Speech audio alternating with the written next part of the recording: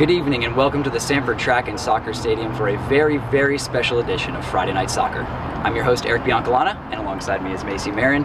It's a big one for Bulldog supporters everywhere tonight, as not only is it senior night for a very large and very talented graduating class, but tonight is also the Shauna's House charity benefit match.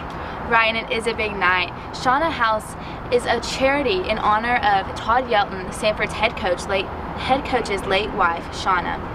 Shauna lost her battle to cancer last November.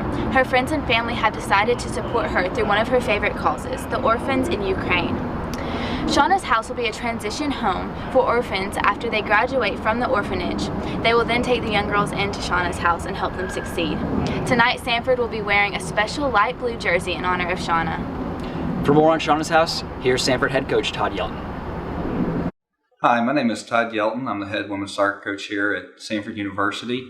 On Friday, October 14th, we will be playing Western Carolina in a benefit game for Shauna's House. Last year, I lost my wife to a 3-year battle of cancer. And if you knew anything about Shauna, you knew she was passionate about the orphans in Ukraine.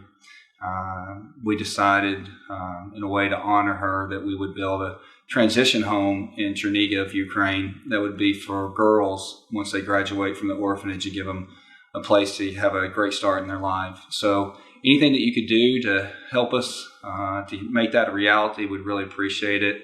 You can either donate on Friday night at the game, or you can send checks directly to Samford University Athletics. Just make sure you put on there, it's for Shauna's House. Thank you for your support. Alongside remembering Shauna, tonight's game will also honor a 7-deep senior class in this Samford Bulldog side.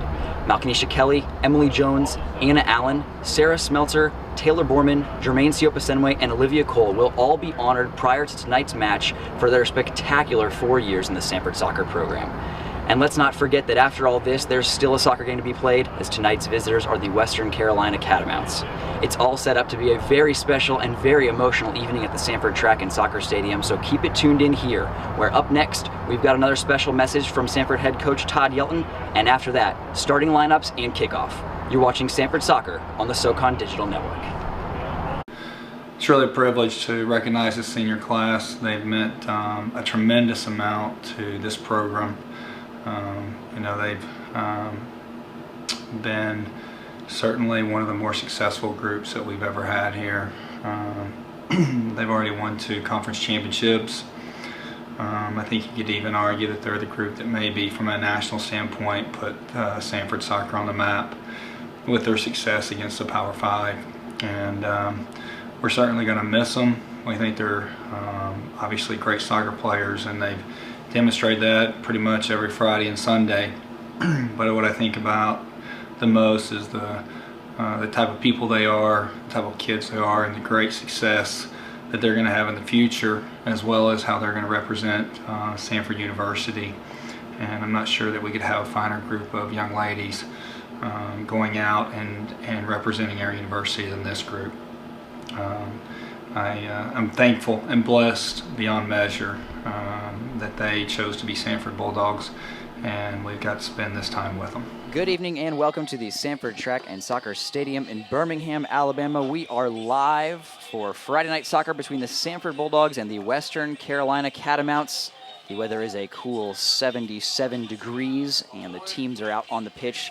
Samford Bulldogs repping their light blue tops in honor of the late Shauna Yelton, as they recognize the Shauna's House charity tonight in their benefit match.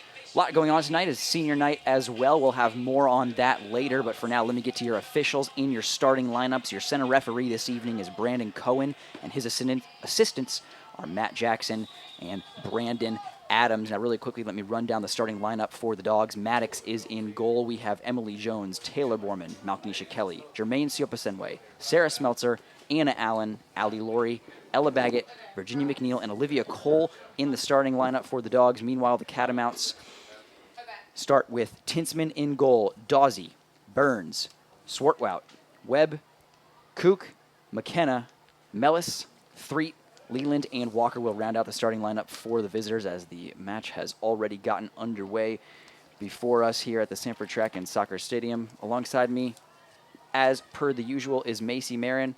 Macy, how you doing today? Doing well, Eric. It's good to be here. Very special game for the Bulldogs tonight. Very, very special occasion this evening. As I mentioned at the top of the broadcast, that it is both senior night and the Shauna's House charity benefit match.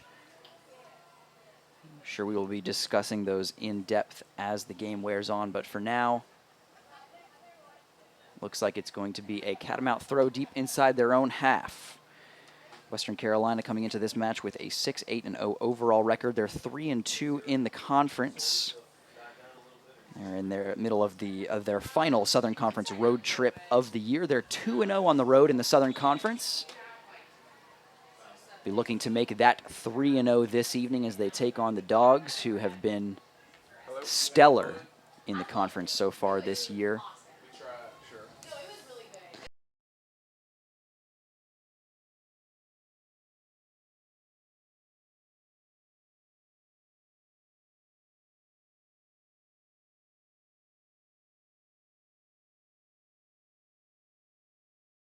To see how they come out playing with that much passion, if they come out slow or if they're focused and really come out fast on the ball. Yep, top of the table for the Dogs, a space I'm sure they're quite familiar with, as Seoposenwe is dispossessed in the final third. Macy, you were mentioning that games like these are a bit difficult for an athlete just because there's so much on your mind going into the game that sometimes it's difficult to think about the match in front of you. Right, you would think these games coming out, you would really want to dominate the game coming out playing for such special calls and for your seniors. But in my experience, and probably yours too, Eric, coming out with those games, you have so much on your mind, it's hard to really focus and just play your soccer, especially with the first few minutes. But it looks like Samford is stringing some passes together, doing a great job so far. They do look like they've come out with a little bit of energy. Seoposenwe in particular has been lively, but what else? Right, she leads the team. She leads the team with 10 goals and 6 assists, 10 this season and 20 overall in her career. She also leads the SoCon with 5 goals. Yeah, it's really been a huge week, huge couple of weeks for the Samford soccer team. Jermaine Seoposenwe, you were just mentioning, she is the Southern Conference Player of the Month for the month of September. You mentioned her five goals. She has 5 goals and 4 assists last month. 3 of those were game winners. She was the Southern Conference Player of the Week on the week of September 6th. And she is also nationally ranked in a couple of categories. I'll run through those just quickly here. She's 7th in points per game with 2.7 on average. She's 11th in the nation in points, 13th in goals with 10 and 11th in goals per game. So Jermaine, as we mention her so often in these broadcasts, she has been stellar, and she is getting some acclaim on the national front as the Dogs swing it out wide to Jones. Right, and it's going to be really sad losing this group of seniors with Kelly and Jermaine Seoposenwe, Sarah Smeltzer, and many others. They're very strong for Samford. But I think from just talking to people, Todd Yelton has done an amazing job of recruiting upcoming freshmen to really take their place. The team seems to feel very confident in the abilities that they will have next year. Dogs applying some pressure early on here. A couple of crosses came in from Jones. Neither too effective as of yet, but the Bulldogs are still on the ball now with Laurie.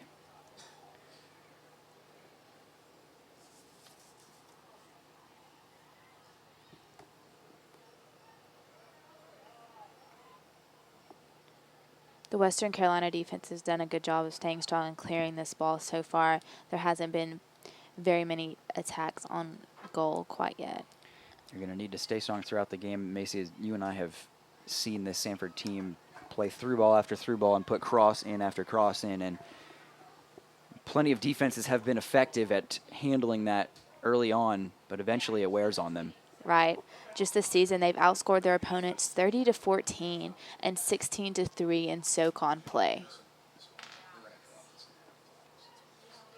They're also very effective, just as you see there, is winning it in the midfield, especially out of the air, and that's something that they have been able to really control the midfield and string passes together, though. So if they're able to do this tonight, we'll be able to see probably in the first few minutes of the game. That'll tell a lot.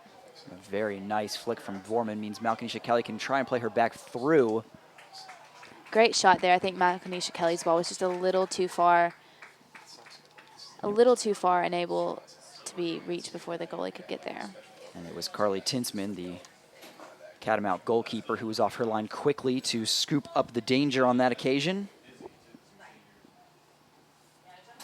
And Carly Tinsman is third in conference saves. She has 61 saves so far.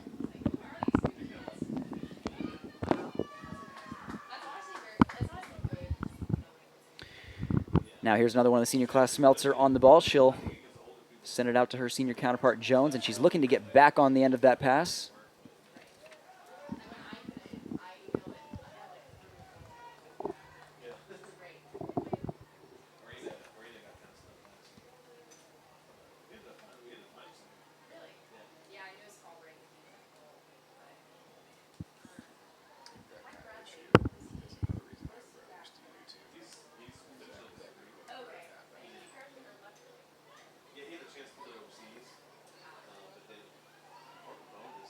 Dogs trying to hold on to possession at the top of the area.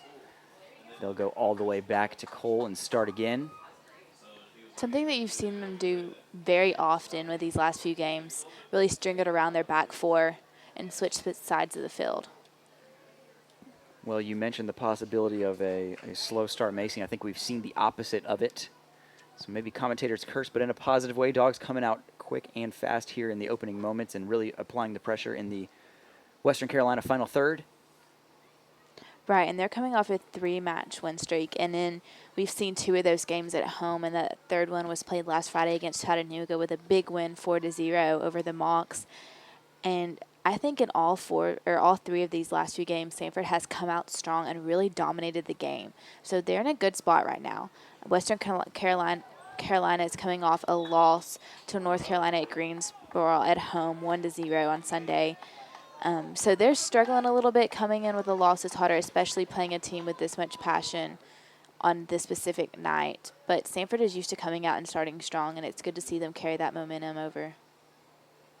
Yeah, watching the Dogs dominate Southern Conference opponents is not a new thing for Samford Track and Soccer Stadium regulars, and really expected them to, well, sweep up the conference pretty easily so far this season. They have fallen to Furman already. That one just a little bit of a blip in their record, as the rest has been just about flawless. Kelly is charging down the right-hand side now.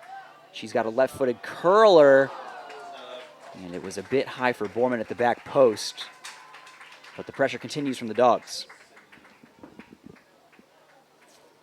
Mentioned that it is senior night. We'll take a moment to brag on some of these seniors. This class boasts an absolutely astounding 50, 22, and 5 overall record between the 7 graduating seniors on the pitch this evening. They're 24, 6, and 2 in the Southern Conference. As I mentioned, the conference dominance that we've seen that this Bulldog team put out over the last 4 years.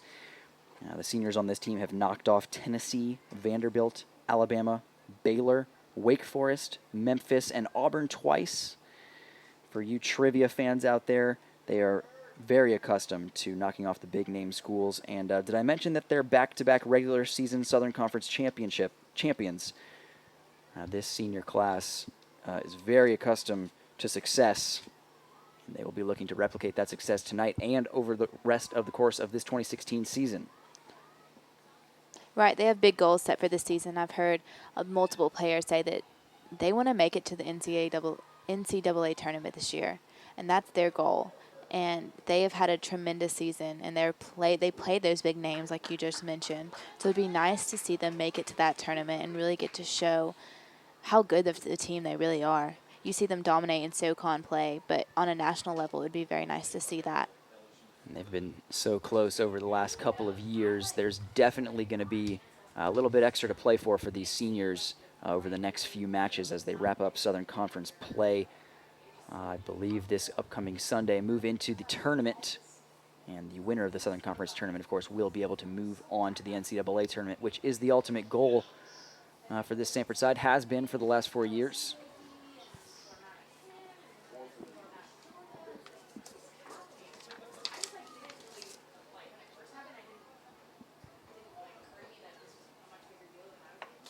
They actually have 2 more games in the SoCon. They'll head to UNCG and VMI to play their 2 last games next week before being back here hopefully for a SoCon tournament game on October 29th. Well, thanks for catching me on that one.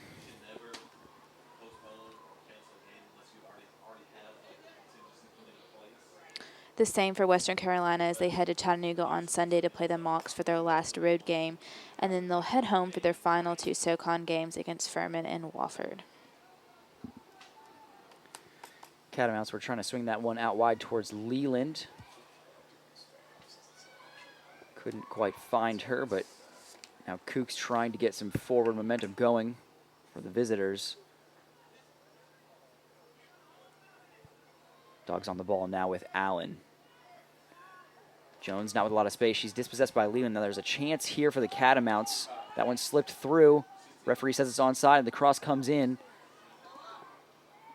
And Dogs do just enough to get it clear on their second attempt. Danger not done, though. With some last-ditch tackles being thrown in at the top of the Samford area.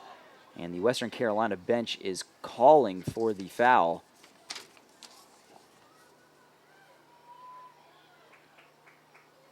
Now here's Kelly in a little bit of space. She's going to go alone up the sideline. Using that speed of hers, Kelly, not too much in support, but she'll hold on to the ball. She's got to run from Seoposenwe. She's picked her out. Seoposenwe patient in possession as always. Here's Kelly again. Searching to find that right pass. Now Seoposenwe is on it. She's looking to get a cross in. Fancy footwork there for Seoposenwe. It does come in. It's towards the back post, and it nearly snuck in on its own. And just a touch would have been enough to push that one across the line. From where we are, I thought the angle that she had it there for a minute going into that back right corner. There was a moment when it looked like it was just going to curl in just inside that far post. That was the first time their Samford's defensive back line has had lots of pressure on them in their defensive half in a few games. So it was interesting to see how they'll handle that. Yeah, the attempted clearances were not quite successful as Borman comes into the area. It's Taylor Borman. Can she go it alone? Big save from Carly Tinsman to deny Taylor Borman from opening the scoring here at the Samford Track and Soccer Stadium.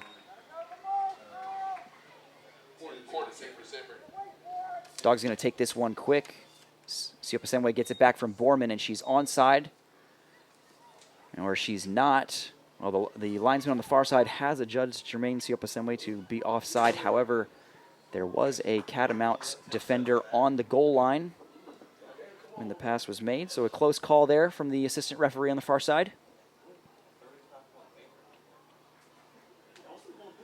Offensive threats continue from the Samford Bulldogs.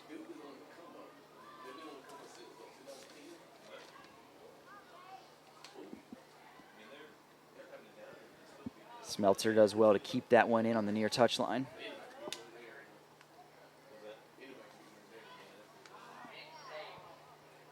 And now Borman releases Seoposenwe in a lot of space. She's got Kelly to aim at in the area, and the cross comes in. Kelly's up for it. Catamounts do enough to knock it out, but it's only back to Seoposenwe. Jones on the overlap. Here comes the outswinger. And that one sails harmlessly onto the roof of the net. Once again, we're seeing those crosses coming in, really being vital for Samford. I think Seoposenwe to Kelly looked to be very successful. Kelly was just not quite able to get around that defender. The defender did a good job of using her body to keep Kelly behind her. Just 30 minutes remaining in this half, still 0-0.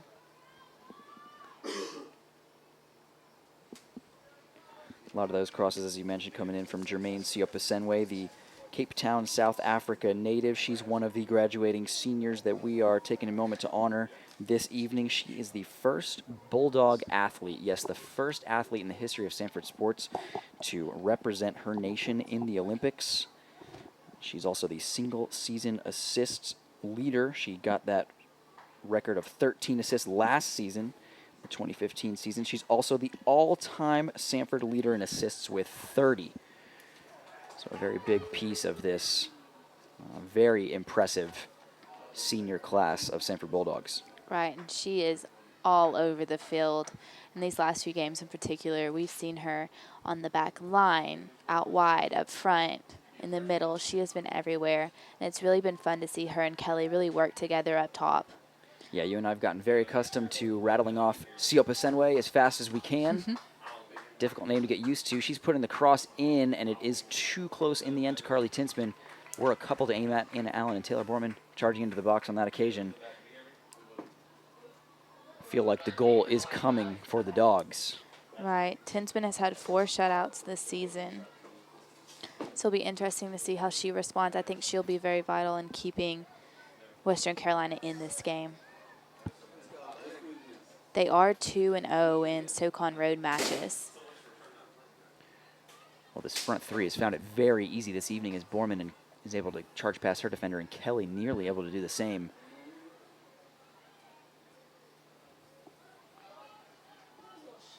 Right, and they're really playing up this left sideline.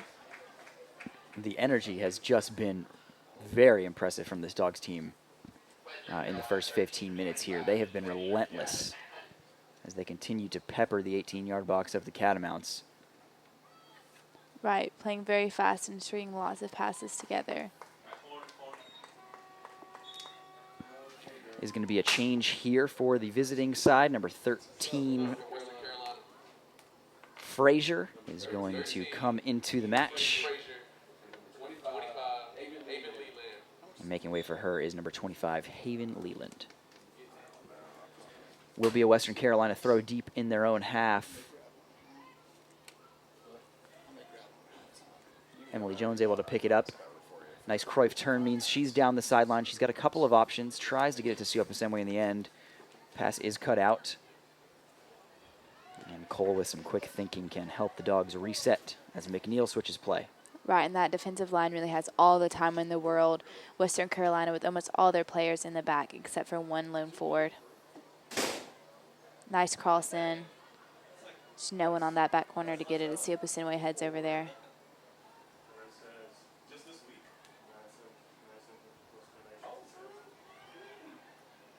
Virginia McNeil doing a great job of winning it in the middle and distributing it, something that she's been very good at all season.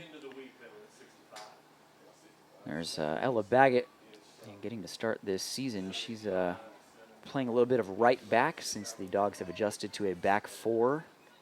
As the season has gone on, Ella Baggett shifted a little bit deeper than maybe she's used to. Normally like seeing her up on either wing. As Allie Laurie has joined Olivia Cole in the center of defense as this season has worn on. And the two have made an effective pairing so far.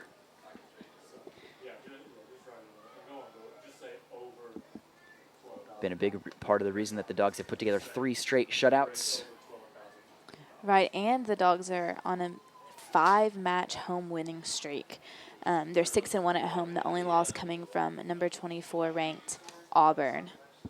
So they're looking to add to this winning streak as Seoposenwe draws the foul. Could very easily see that win streak increase here this evening if the Dogs keep up the same intensity that they have been. Right, and if they're able to close out their season with 2 more wins after this game, they'll be on a 6-game winning streak. Definitely great momentum to go into the SoCon playoff.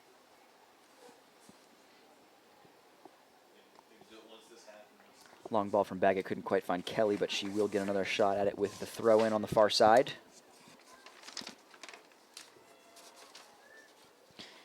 And talking about the SoCon tournament, the Mercer Bears have been the struggle for Samford, knocking them out each last of the 2 SoCon tournaments. They were able to beat them 2-0 at home. Western Carolina was also able to beat Mercer 1-0, so something very interesting to think about there. Bulldogs have a corner kick now. Just under 25 minutes left in the first half. They're going to go short all the way back towards Smeltzer, who's going to give it back to Seoposenwe, and the cross is coming in now. Allen's up for it. And the glancing header bounces wide of the far post. Dogs continue to threaten, still nothing to show for it.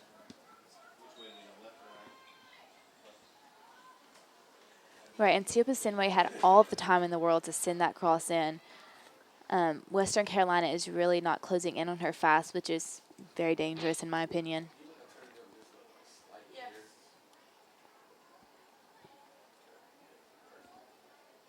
Believe it was Anna Allen who was on that header for the Dogs, the Vestavia Hills, Alabama native, another one of the graduating senior class this evening. And get this, in 4 years of Samford soccer, she's only missed one of 77 games that she's been a part of, and she started in all but 3 of those. One of the most consistent players that this Samford soccer program has ever seen, and tack on top of that she is a 2-time All-SoCon player.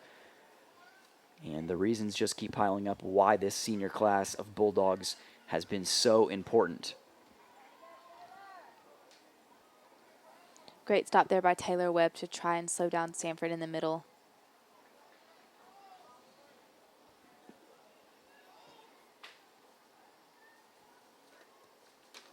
Western Carolina being able to string a few passes together in the midfield. Smeltzer and McNeil team up to dispossess the Catamounts, and now Laurie's going to send it out wide for Baggett. Kelly dropping deep. Pardon me, Macy? No, I was just saying she's dropping back, just like we've seen her done all season, helping out her. Really see the Samford forwards alternate dropping deep. Sometimes Seoposenwe's back there, and they seem to get it right. When one drops deep, the others stay high. And there's always 3 really threatening players up top for the Dogs. Right. I think that's something that's so amazing. They always know where each other are without having to look up. They're always able to get that pass to each other's feet. Just something of being able to play together for so long, I think, is what really gets that being able to happen.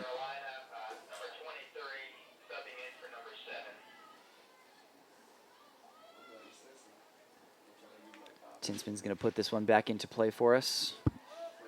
22 minutes left before the halftime whistle. Things still scoreless here, as Allie Laurie leaves it off for a rare Animatics touch. Let's talk about Animatics for just a moment. The Southern Conference Student Athlete of the Week for the week of October 3rd. Okay, maybe that news is a little outdated, but I haven't gotten to talk about it. And she did not allow a goal in either of the matches that she played in that week. Those are games against Mercer and the Citadel that you and I had the pleasure of covering, Macy. Animatics has a perfect 6-0 record in goal this season with 3 shutouts. Big part of the reason why she was the Southern Conference Student Athlete of the Week. Western Carolina had a sub while you were speaking on Animatics. I believe number 23, Megan Joyner, entered the match for the Catamounts. Yes, for number 7, Stuart Wild.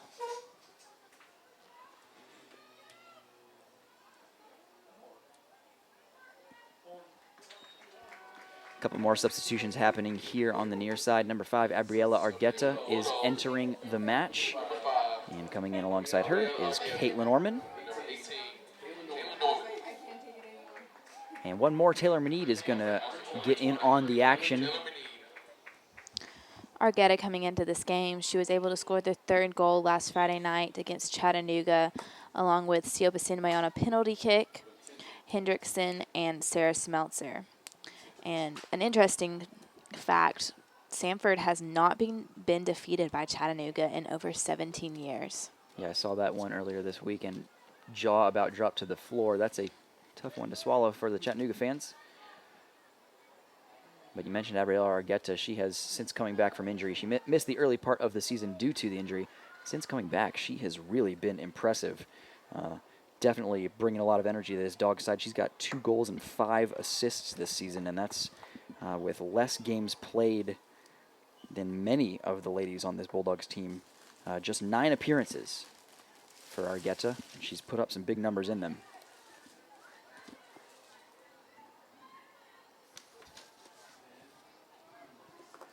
Catamounts on the offensive now with Threet.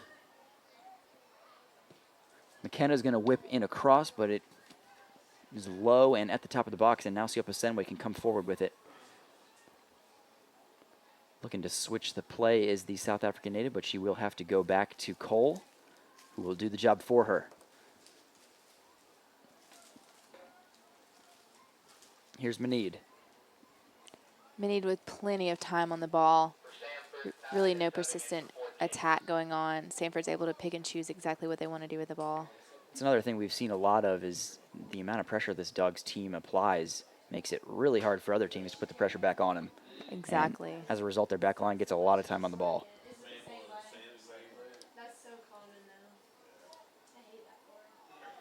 You see that everywhere from our defensive players up to Malkanisha Kelly and Jermaine Seoposenwe. They're always hustling to attack that ball. And here is Kelly now. Argueta in support, but she opts to send the cross in.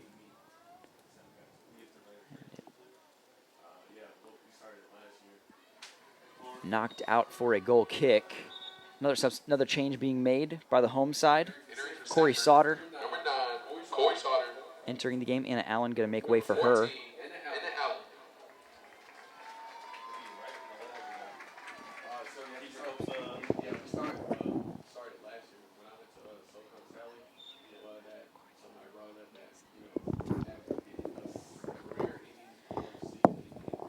And another name that we're used to hearing get subbed into the game, Courtney Hendrickson, a sophomore from Kennesaw, Georgia. She actually was injured during the Chattanooga game. She has re-torn her ACL, I believe, for the second year in a row. So she's someone who we will not be seeing coming into these games. Yeah, I'm sure really tough one to swallow for Miss Hendrickson. Definitely sad to hear about it, as she's been a really important piece in this Dogs team, and we'll definitely miss seeing her out on the field. Jermaine once again being able to win it in the midfield. Well, plenty of shoulder-to-shoulder action there, and Seoposenwe adjudged to have been fouled. And the Dogs will have a free kick. Cole's going to be over it, as the ladies in light blue head towards the top of the Catamount 18. And await this one to come in from the Orlando, Florida native.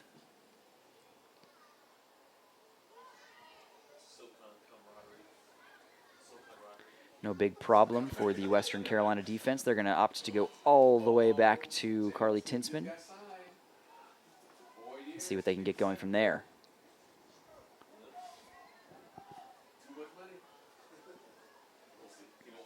That was Dawsey playing it back to her own goalkeeper, as both teams try and get a little possession going here. Webb charging forward, trying to get it towards three. Meade looks like she's done enough to win the ball back for the Dogs. Speaking on Carly Tinsman, I think Carly Tinsman and Casey Cook are the two key players for Western Carolina. Casey Cook leads with 4 goals. And so if Western Carolina is trying to get a goal on, I think it's going to come from Cook. She's really going to have to be able to win the ball in the midfield to be able to have any shot of getting a point on this board tonight. Dogs made a change just a moment ago. Really happy to see this one, as Maya Watford comes back into the game, replaced Malkanisha Kelly. I believe Maya having recovered from a knock to the head that she took just a week or so back. Good to see her back out on the pitch for the Bulldogs. The 5'7" freshman out of Indianapolis, Indiana, making her 9th appearance of the season this evening. Very hopeful having a freshman being able to come into such an important matchup. Really shows the true ability of this freshman class.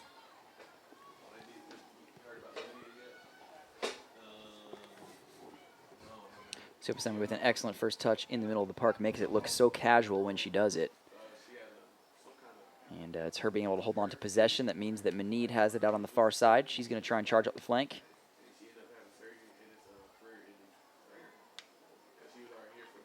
The unsuccessful back heel gives Looked Western good, though. Carolina a throw. If it had just stayed in bounds, it looked pretty. Right idea.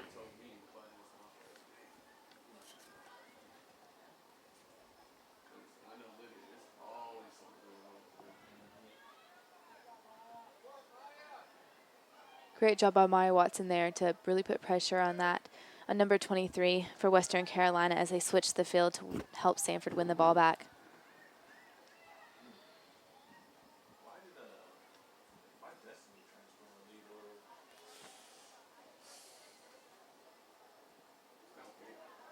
Oh, Good pressure on the far side means the Dogs have it in the Catamount area. Seoposenwe's cross is high, and Tinsman is equal to the task. I think that goes to show Samford's hustle and aggression to get to the ball and pressure that they apply can really makes the game for them. They're able to get those little passes that you think would have just been easy for the Western Carolina defense to get out of the backfield. Right now with Maya Watson pressuring causes problems.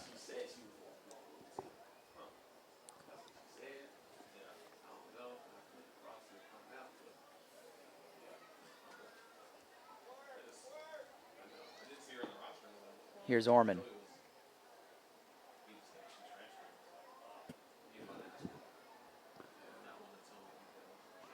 Sauter trying to spread it wide. Emily Jones executing the task, and Meneed will send it up the far flank towards Argueta.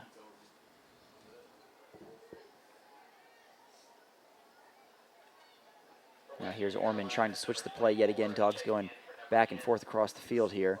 Jones driving to the inside now.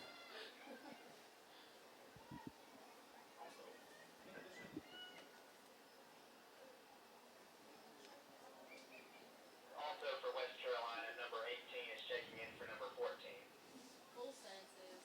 Even though that didn't end in a shot on goal, I think that was a very good possession for Samford.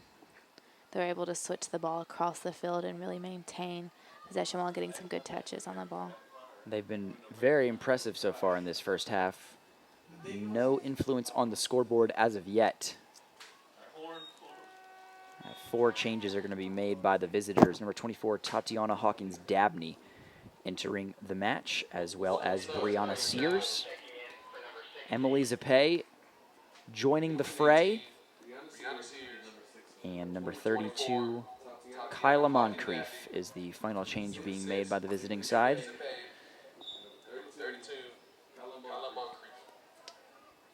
As they'll have the throw on the near touchline.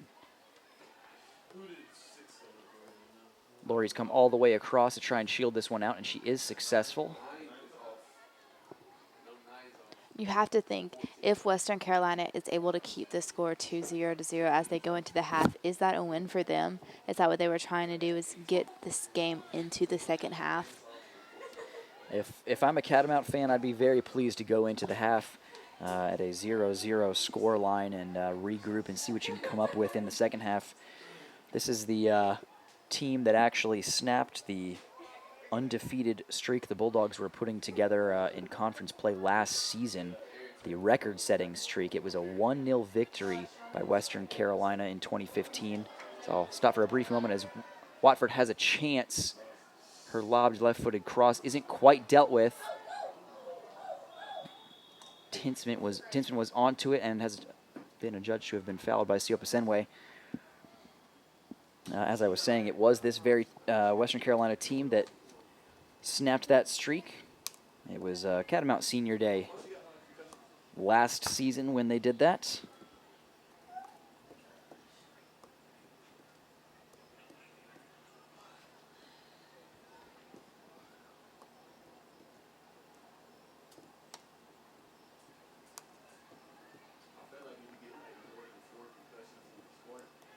Add another reason onto why the Catamounts might want to get into the halftime at a scoreless draw. They have not won at the Samford Track and Soccer Stadium in their last 5 appearances that they have made here. So definitely a very difficult place for this visiting team to travel to. Right, but like I said earlier, they are 2-0 in road games for the SoCon Conference. So coming in with some confidence, knowing that they can win on the road. They're also currently tied for 4th in the SoCon Conference. So still up at the top, this win would definitely help them out a lot.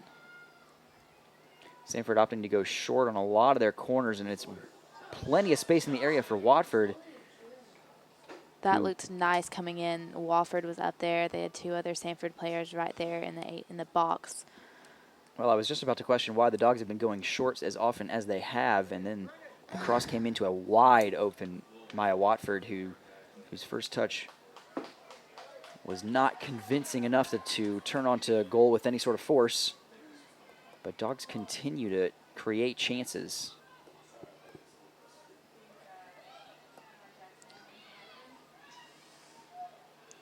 This half is going by pretty fast, nothing too exciting happening. Lots of passes being strung together, crosses inside the box, but other than that, it's been pretty quiet.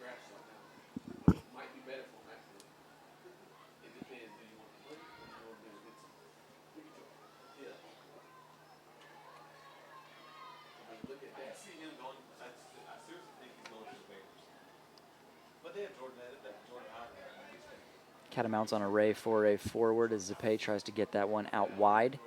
Moncrief is going to chase it down on the far sideline, and she does just enough to get the throw in for the visitors. Macy, we mentioned earlier that tonight's match is the Shauna's House charity benefit match. The Samford soccer team is raising money for a very special charity near and dear to their hearts. Samford head coach Todd Yelton, his wife Shauna passed away last season in November of 2015. She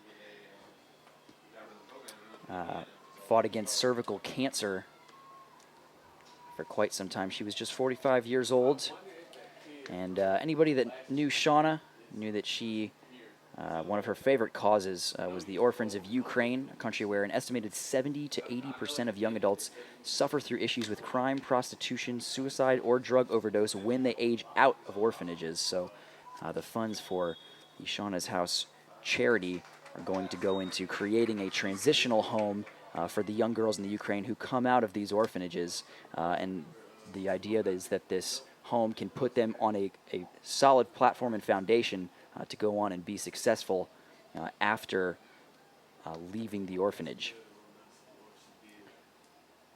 Fans can purchase Shauna's House t-shirts, make a donation of $10 and get a t-shirt for it this evening, as the ladies on the pitch are sporting their light blue tops with the name of Shauna across the back of each individual jersey.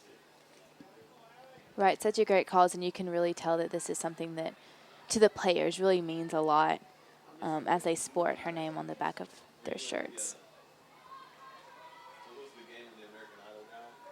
And Shauna's House is getting very close to reality. Earlier this week, more than $67,000 have been raised towards the house as they approach the $93,000 mark needed to make the dream a reality. I'm sure we'll see that number go up at the end of the week. Those wanting to donate to the cause can do so online through Lifesong for Orphans or by mailing a check to the Samford Athletic Department with the subject, Shauna's House.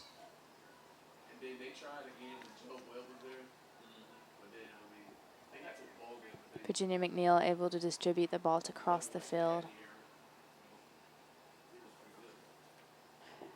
Samford attacking with almost 6 minutes left remaining in this half. Still scoreless.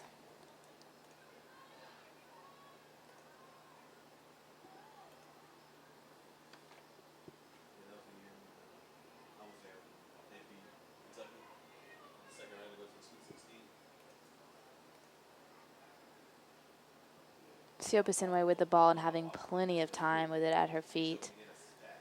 And I think they'll call offsides on Samford there. I think that was a very close call by the far linesman, but he did have a great view of it right there in front of him. Speaking of offsides, last game that we had at home, I believe, against the Citadel, how many times was the Citadel able to catch Samford offsides? It was amazing. I think it was a record. They definitely practiced that. So Samford's used to getting those offsides called on them at home after that last match up here.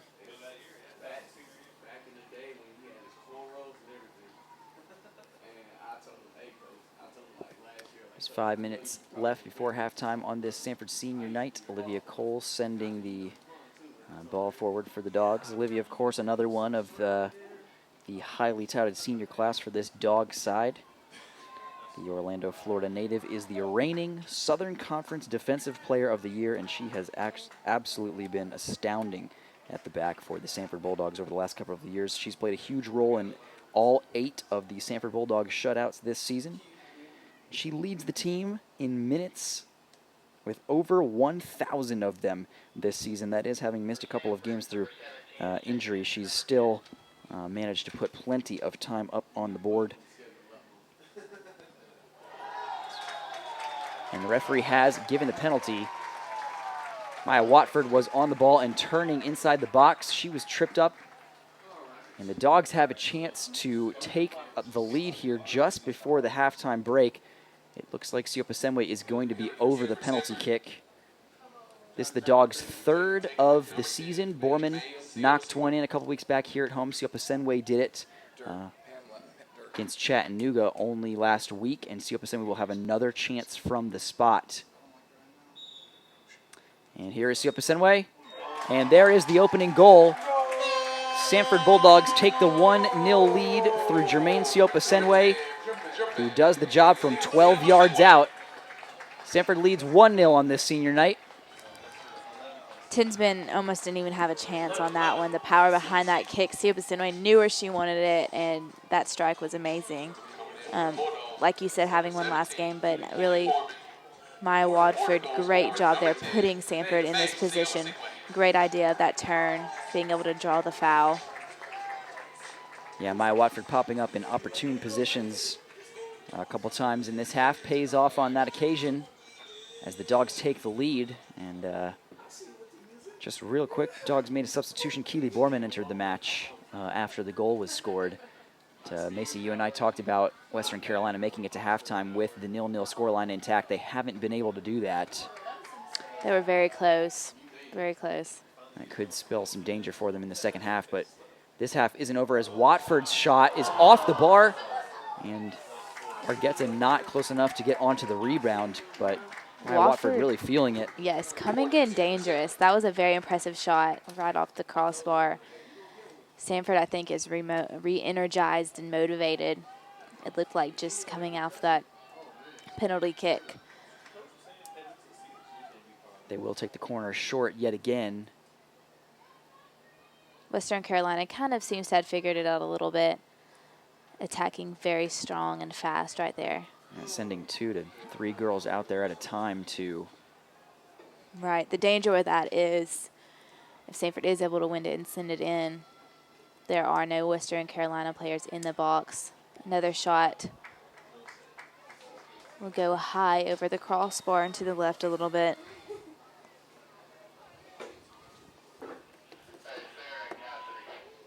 It's definitely what Samford needed to go into this halftime, I think, and also great to see Seoposenwe with that goal on her senior night.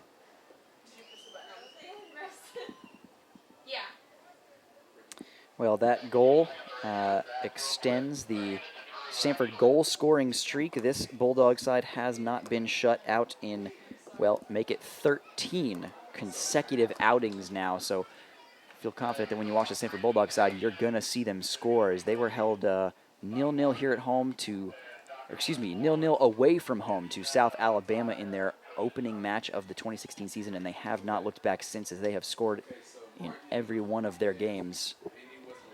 Keeping that trend going here tonight. Right, with that goal, it'll also push the SoCon goal scoring record to 6 goals. So Seoposenwe will have another extra goal for the cushion of keeping that title, as well as adding 11 to her season and 21 overall.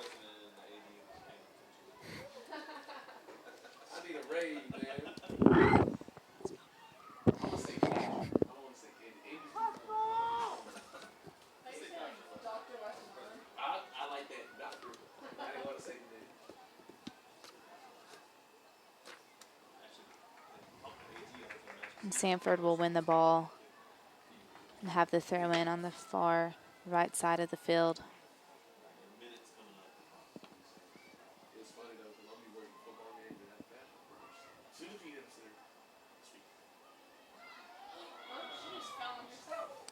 To me, it looked like, not sure, I think that's number 4, Jordan Dawsey for Western Carolina.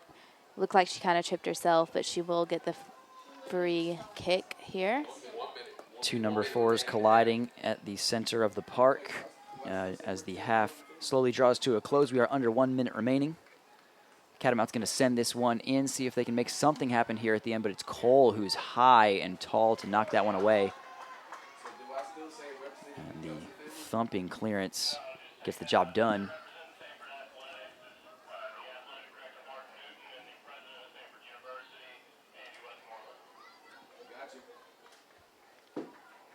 Anna Maddox with the ball to close out the second half. Under 25 seconds remaining. Close out this first half, excuse me. And now here's Keely Borman at the top, showing her footwork. Her shot is high and over the bar, and that will conclude the first half action here at the Samford Track and Soccer Stadium. Dogs in front was Jermaine Seoposenwe, the senior, scoring on her senior night from the penalty spot, giving the Dogs the 1-0 lead after Maya Watford had been fouled inside of the area. And that one happening with just about 6 minutes remaining in the first half. The Samford Bulldogs have put 7 shots together this evening. 3 of those have been on goal. Meanwhile, the visitors have not found a single shot in them this evening, as they're going to look to turn that around in the second half. Macy, tell me a little bit about what you want to see from Western Carolina in the second half if they can get themselves back into this game. Right, and it's kind of interesting. I just heard a fan kind of yell what I was thinking on that final drive there by Samford. He was yelling, "Step two, step two," and I think that's very important for Western Carolina. They're giving Samford way too much time on the ball, especially in the midfield, and they're being able to just string passes together and then send those crosses in and get their bodies to it. And I think that's going to be, if Western Carolina keeps letting that happen, that's going to be very difficult for them. So I'd like to see them play faster, put pressure on the ball faster as well. We'll see if the Cats can claw their way back into this one in the second half. In the meantime, stay tuned for the latest edition of the Samford Chronicle, plus second half action coming up. You're watching Samford Soccer on the SoCon Digital Network.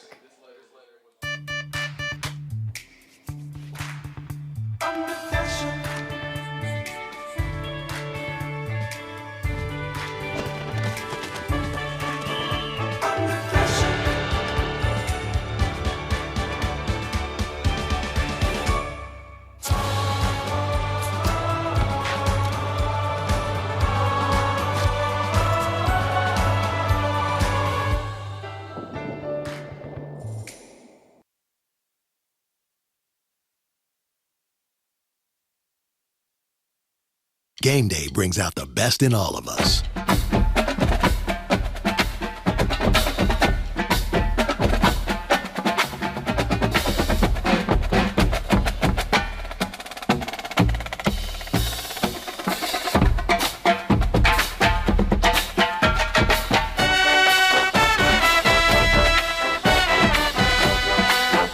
At Regions, every day is game day.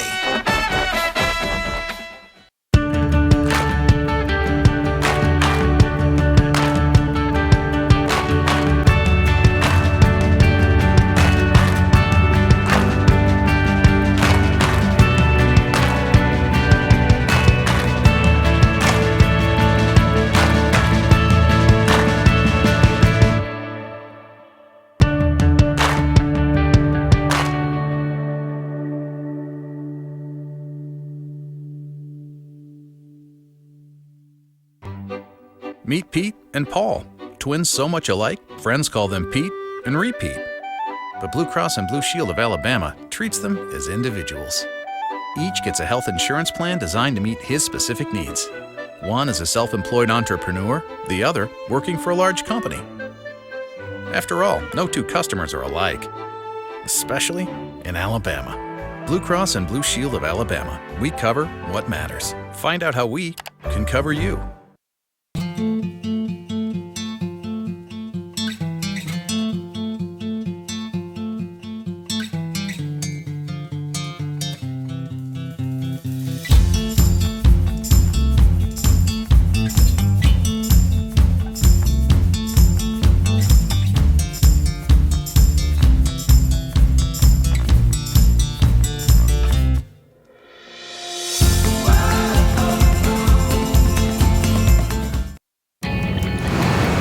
come to the mountains, you're looking for something.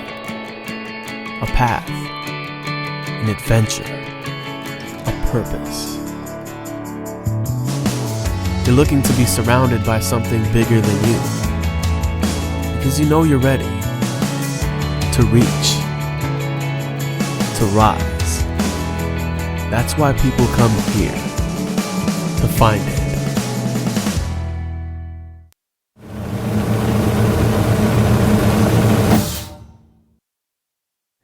A pair of Southern Conference teams hold steady in national polls and remain unbeaten heading into a conference clash that could in fact settle the league title when all is said and done here in Week 7. Welcome in, everybody. Jason Patterson here for SoCon Football Weekly. It's going to be a privilege to look back at what has been in SoCon play and ahead at a very pivotal weekend of action.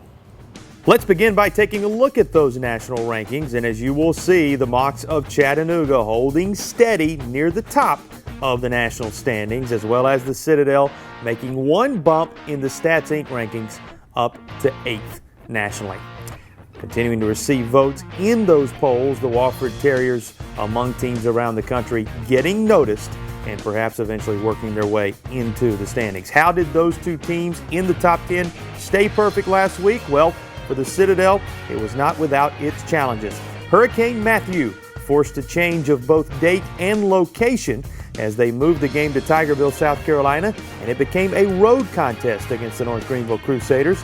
But it had little consequence on the gridiron. Nearly 600 yards of rushing offense turned into 4 touchdowns and ended up a 38-14 road win over North Greenville for the Bulldogs, who keep on clicking. Chattanooga also continued to excel in all phases of their game. Alejandro Benefield passed for 258 yards and 4 touchdowns, while defensive back Montrell Pardue collected 8 tackles and Defensive Player of the Week honors, marked by his 29-yard pick six and the win over Mercer as the Mocs set up that showdown with the Bulldogs by virtue of their win over the Bears. In Cullowhee, Terrion Robinson's 15 receptions placed him on the doorstep of 100 yards and accounted for both the Cats' touchdowns on the day. But the Wofford rushing attack posted 4 trips to the end zone of their own to claim the contest. David Marvin earned Special Teams Player of the Week designation with a career-long 57-yard field goal, which tied the SoCon record and helped lead the Terriers to a 31-19 win.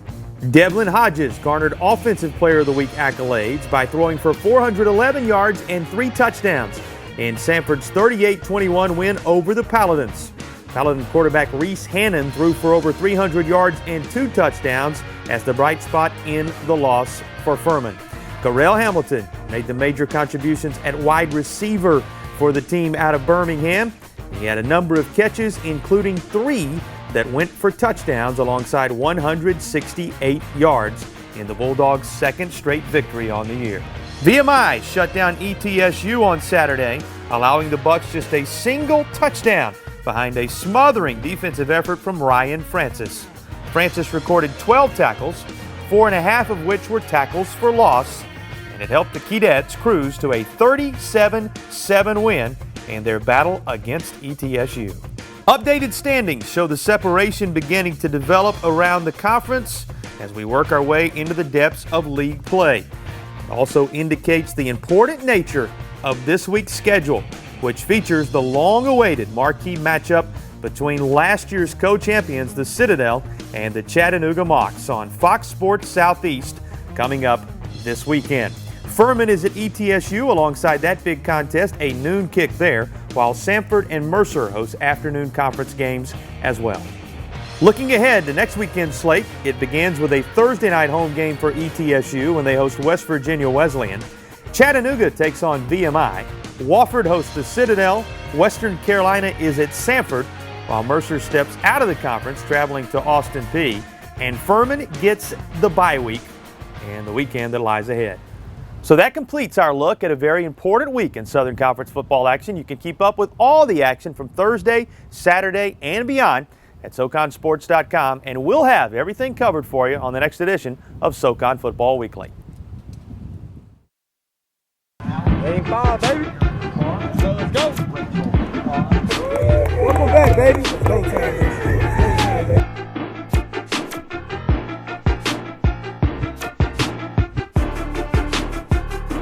Justin Curry, left side, that's in, into the end zone behind Nick Nixon and Armando Bonjour. Touchdown, Bulldogs with 12:27 to play here in the first quarter. Justin Curry getting his first start and taking advantage of it. Play fake for Hodges, looking left, now coming back right, throwing back in the end zone. Caught, yes sir, Correll Hamilton, tiptoes in the back of the end zone, got it down, touchdown, Samford.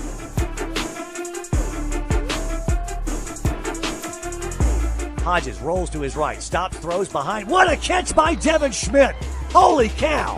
Reaching out behind him with one hand, Devin Schmidt hauls it in for a Bulldog first down.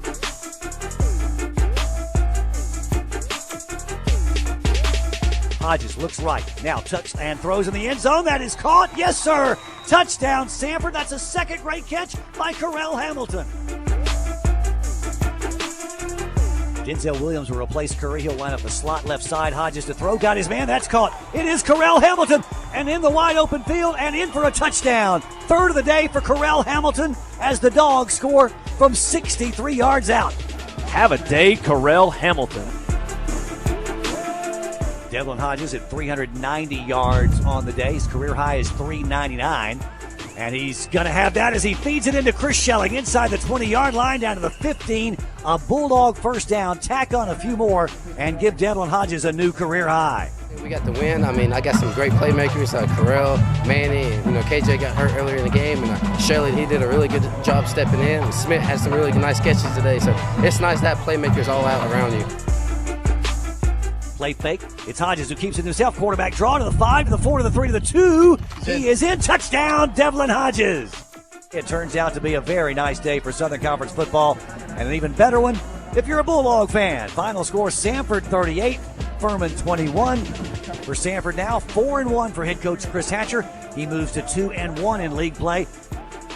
It's the first time that I've been on a team that's beaten Furman and Wofford in the same year. So, our players are playing really well now. They're playing with a lot of confidence. After the wins, it's just nice to see those guys have a good time. Right now, they're having fun playing. Winning's fun, but all three phases are executing at a high level, and I'm mighty pleased with their performance today. Really proud of the team.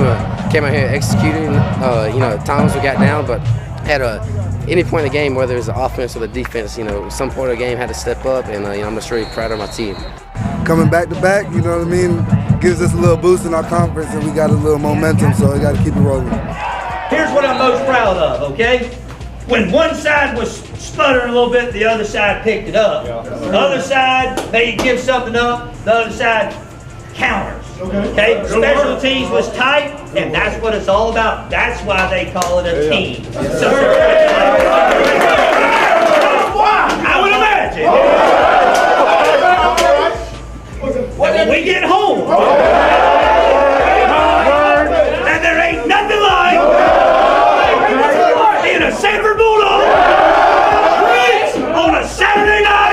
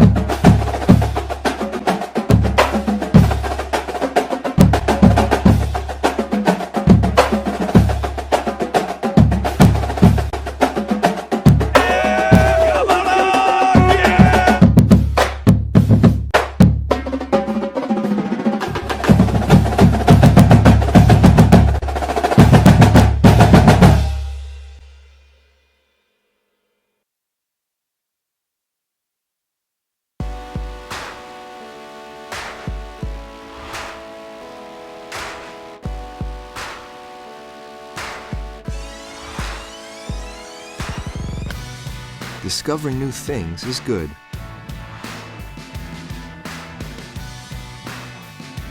For example, you may discover that the best bank in town isn't a bank.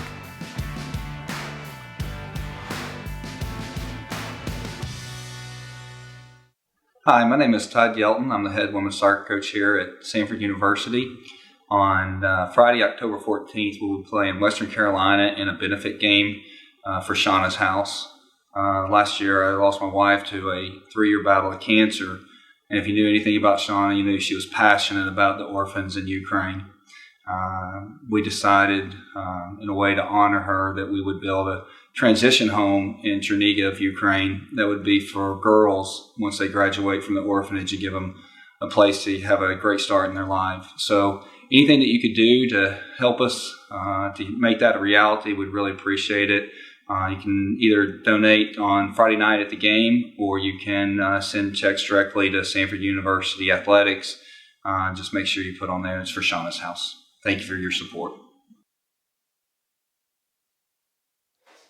Well, we're back here live from the Samford Track and Soccer Stadium on the other side of halftime as the Lady Bulldogs take the pitch once again in their light blue tops that they're wearing in honor of the Shauna's House benefit match this evening. Did get word during halftime that $12,500 has already been raised for the cause. That will push the Shauna's House charity ever closer to its goal of $93,000 in order to establish a transitional home for the young women who come out of orphanages in the Ukraine. That was the late Shauna Yelton's one of her favorite causes, and that is what the Shauna's House charity aims to support, and that is what a big part of tonight is all about here. In the meantime, though, we do have a soccer game taking place as the Western Carolina Catamounts come back out onto the field. They'll be attacking from right to left in the all-white on your screen. Dogs, of course, in light and dark blue going from left to right. They're going to get us started here in the second half. And quickly up the far flank, I believe that's Borman.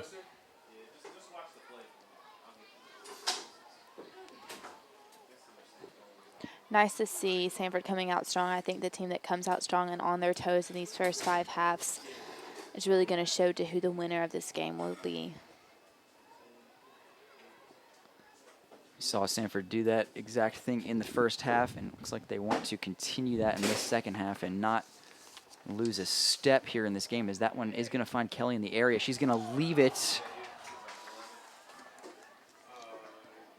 As Tinsman makes the save, the shot coming right towards her. She'll be thankful of that. That was Orman sending that one in with the inside of her right foot.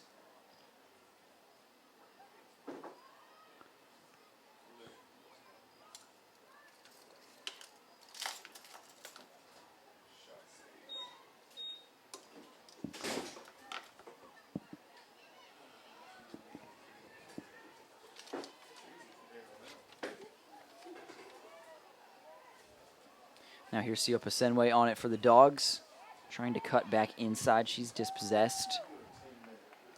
Taylor Webb, number 8 for Western Carolina, did a nice job there of staying with their eyes on the ball. Seoposenwe had some fancy footwork, but she was still able to get a touch in on the ball to dispossess her.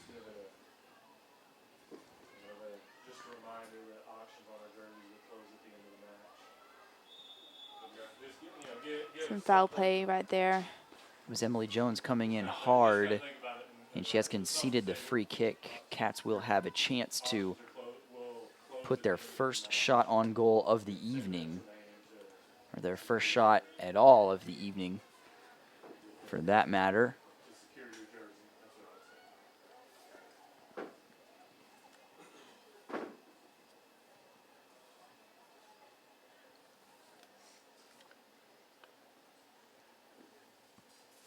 Shannon Burns, one of the Cats, over this one. It's really interesting to see what the Cats try to do right here to seize this opportunity that they have. So it'd be big for them to get a point on the board. Seems like they're kind of contemplating Burns and McKenna, McKenna, gonna happen. And it will be McKenna whose low strike does find the Bulldog wall. Danger not done yet. As Dogs scramble to clear, and they do so. Excuse me, only to the top of their own area. But Borman has it now, and she can turn and get forward. You could tell that Western Carolina defenders were scared to really come up that much and apply lots of pressure in the box.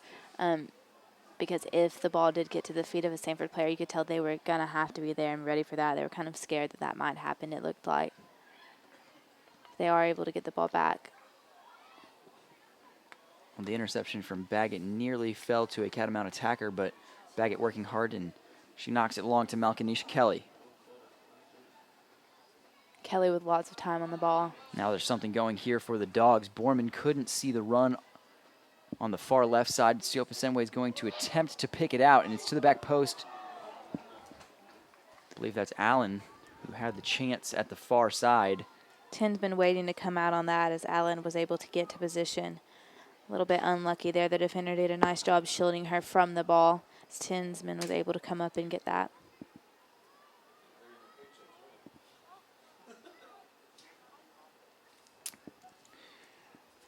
Bulldog midfielder Anna Allen getting forward on quite a few occasions this evening as Virginia McNeil holds down the defensive midfield position. Anna might just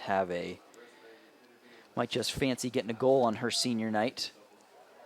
She has been up in the Catamount 18 frequently this evening.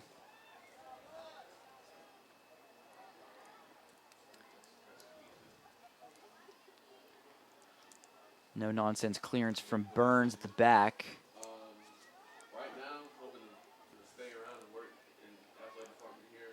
Well, Laurie's header was not a convincing one. Now Leland has a chance. The shot from Leland finds its way into the back of the net. And Western Carolina equalizes. It's Haven Leland, and it's 1-1 here at the Samford Track and Soccer Stadium. I think that was kind of a shock to the Samford players there, especially Anna Maddox. I'm not sure if she was exactly ready for that powerful shot coming from that far out. That definitely energized the Western Carolina team, though.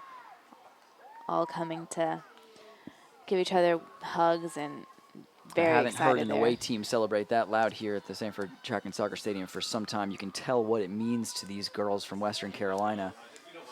And it is a bit of a shock to the system here on senior night as the Dogs fall asleep at the back. But Seoposenwe is looking to change things. She lays it off. And Allen was waiting to pounce. Danger not done. Baggett's going to whip across in. And Tinsman can take that one easily. It was a missed header at the back from Allie Laurie. Looks like Ella Baggett might have had the better look at clearing it. No call from her, though, as the header skipped off Laurie's head and fell to Leland, who cut into her right foot and made no mistake from just the top of the 18. And that brings us to where we're at now at 1 apiece.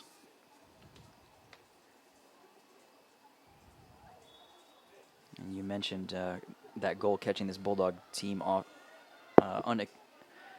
unexpected, and really can tell the way that they have come out since scoring that goal that that was something they really did not have in the plans for this evening.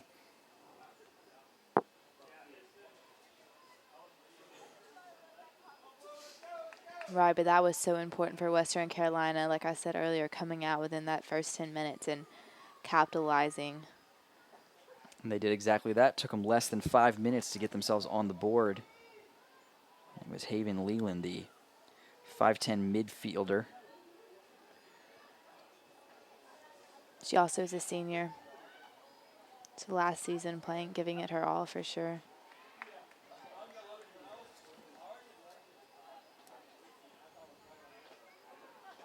Western Carolina able to win it in the midfield. Believe that one came off the hand of a Catamount, or pardon me, of a Bulldog in the midfield. Will be a free kick for the visiting team. Burns is over this one. And Samford owns a 7-2-1 over Western Carolina. But like you said, Western Carolina won last year at home, breaking Samford's 6-win streak. So I have a feeling this game means a lot to them too. Anytime you can knock off the top team in the Southern Conference, it's a very big ordeal, and especially a Bulldog team as strong and as consistent as this one. And they've got another chance to put pressure on Anna Maddox and her goal, as they will have the free kick. Seoposenwe had some words with the official there.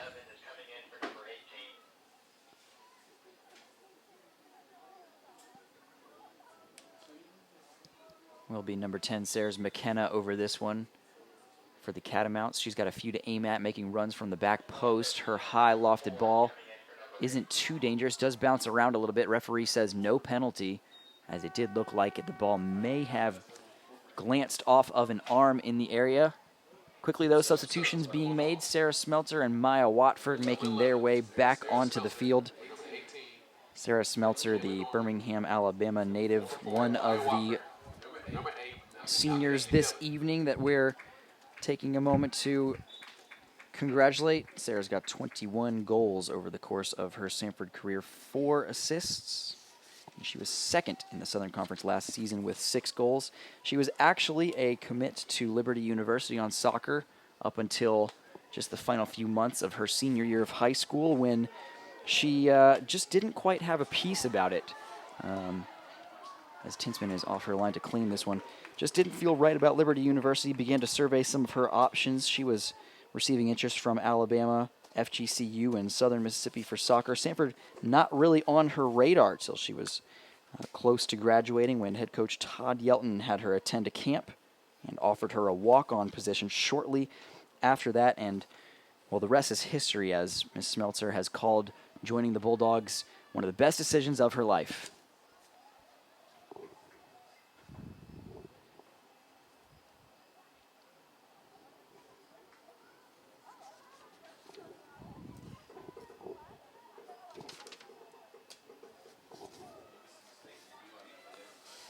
Dogs trying to get themselves back in the lead as Seoposenwe swings one wide for Smeltzer. She is able to keep it in. That was a long ball. Great job by Smeltzer, able to keep that one in. Left-footed cross was nearly going to find Allen, if not for the vital interception by the Catamount defense. Yeah, Allen stepped forward a little bit too soon on that, I believe. Kind of misread where the ball was going to fall as well.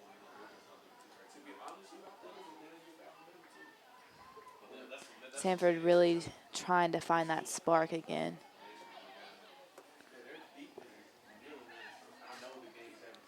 Seoposenwe plays it up the line towards Borman. And the Dogs have a throw in deep in the corner. Smeltzer checking too. Bagging put the cross in towards Watford. It nearly got to her as Tinsman was off her line. Virginia McNeil able to shield that ball from a defender in the midfield. Well, a bit more energy in this Western Carolina side since the goal. Olivia Cole not with too much time at the back on that occasion, as pressure was being applied. And now they're coming forward again as Leland tries to send this one up the field. Hawkins Dabney chasing it down, and the shot is a tame one that is simple for Maddox to scoop up. But the Western Carolina Catamounts trying to catch the Bulldogs on the break.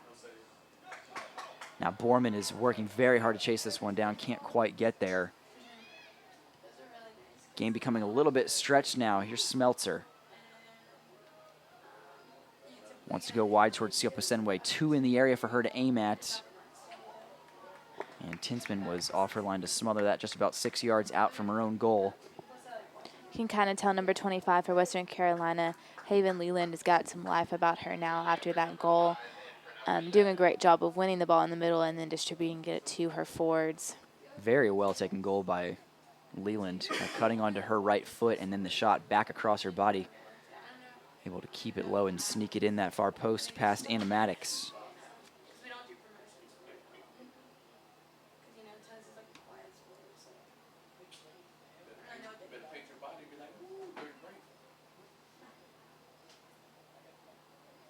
This game is big for both sides. Samford, like we mentioned earlier, tied for first place against ETSU, and that game was being played next Sunday. So definitely do not need to lose this one. Definitely need to come away with the win.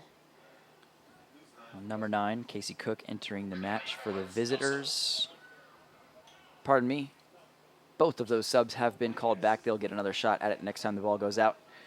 Referee just not quite in the mood for a change yet.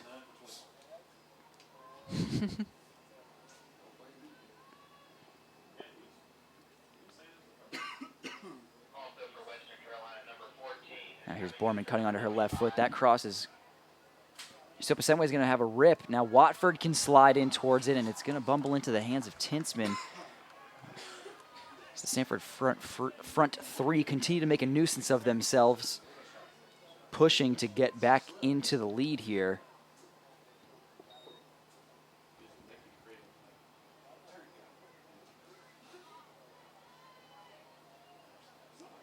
Almost a little miscommunication there in the middle of who was going to step to that ball. Seoposenwe sending it up the line. Superb ball from Seoposenwe towards Watford, whose cross shot is a tame one in the end, but that curling through ball from Seoposenwe was absolutely top class.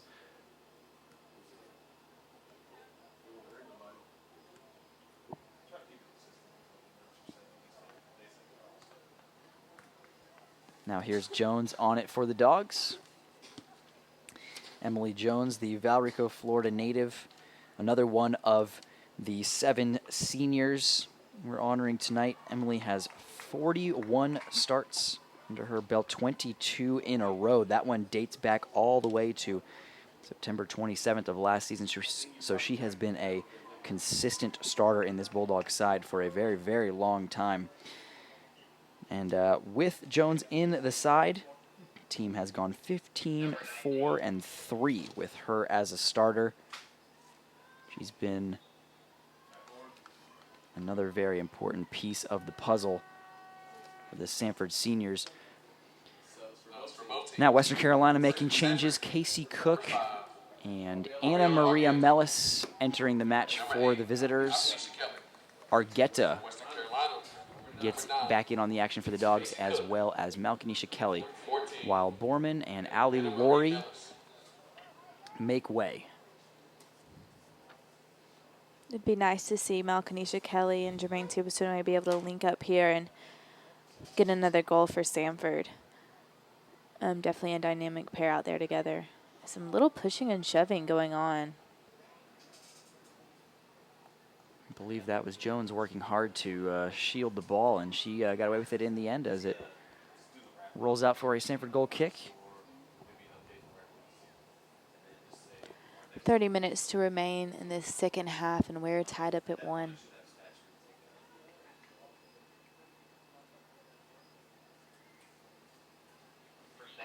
McNeil flicking it on in the midfield. Nice flick there by Emil. Unfortunate touch by Kelly as Western Carolina is able to win it back. Bit of a tough one to take down out of the air for Kelly there. Anna Allen has dropped a little bit deeper after the pair of substitutions were made. Ali Laurie being given a break. Now here's Mellis. Dispossessed easily by Baggett, who opts to launch it up the sideline. No one in particular, just Watford able to chase that one. A little bit more of an attack you're seeing here from Western Carolina. I think that clearance was just let's get it out and get up the field.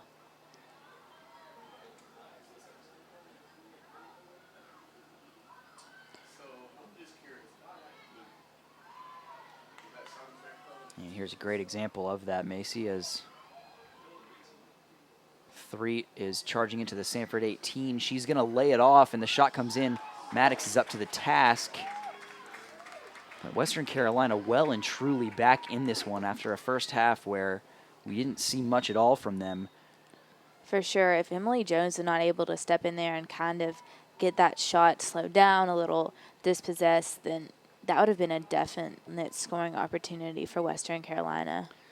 Meanwhile, Smeltzer pushes it out wide towards Argueta. She's driving up the flank. Her low cross is blocked, but it will be a Bulldog corner kick. Corner kick for Samford.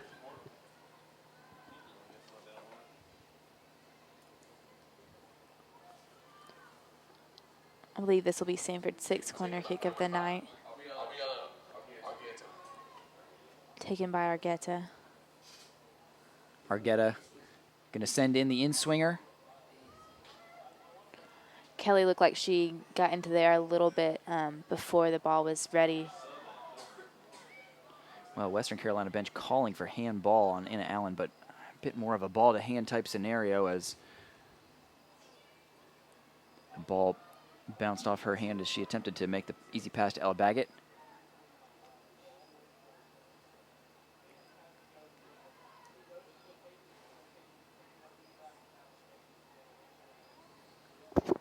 Dogs fighting to keep possession over on that far side, and now Seoposenwe can try and dribble through the defense. She's passed a couple of defenders into the area, and the referee has given a free kick. Seoposenwe looks to be down and in some discomfort. Looks to be like she's holding her right leg. Center referee Brandon Cohen has asked that the clock be stopped. Seoposenwe's up, and it seems to be like she's okay. I think And she's he's given his second penalty kick of the night. Referee having to judge the foul on Seoposenwe to have been carried out inside the box. Jermaine is back up and on her feet, and the Dogs have a chance to take the lead again here from the spot for a second time. Seoposenwe went low and to the left on her first attempt. Where will she go here? Cool as you like. Jermaine Seoposenwe gives the Dogs the lead from the penalty spot yet again this evening. Samford lead 2-1 over Western Carolina. That was big for Seoposenwe. It's very easy to get in your head on that corner kick. It's all tied up. You really need this goal.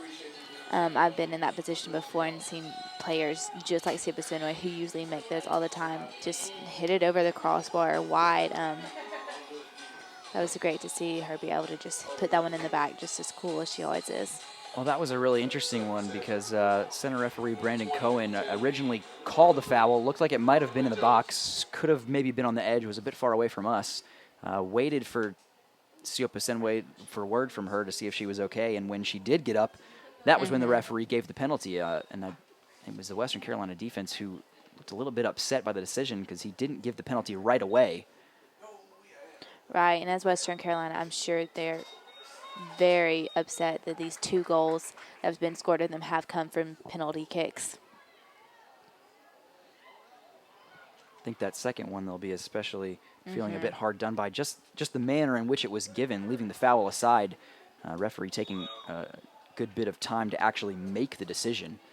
Right, and they were getting very close to getting a goal and being ahead of this game, leading it. They were very much right in the game, and they still are, but I think that probably took a little bit of the momentum from them. Definitely a big setback, but anytime that Jermaine Seoposenwe comes dribbling into the 18-yard box, you've got to be careful when taking a swing to win the ball. She has such quick feet, and they've done the trick tonight as her right foot has supplied both of the tallies on the scoreboard for us this evening.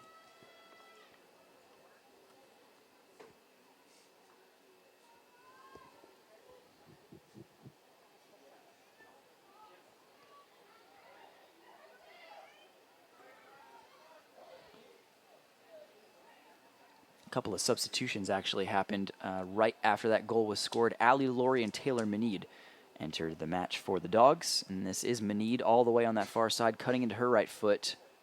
Shot is blocked, but Kelly might be able to get there in time. She does. Chance not gone for the Dogs as Kelly looks at her options. Seoposenwe at the top of the area. Pushes it out wide for Meneed. 2 opting to keep possession. Tricky feet doing nothing for Seoposenwe on this occasion.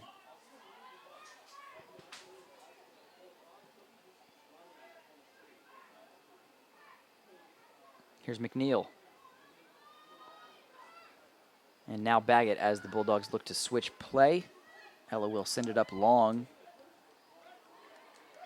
And the linesman has raised his flag for offside on Maya Watford. The freshman getting a significant amount of time up top tonight.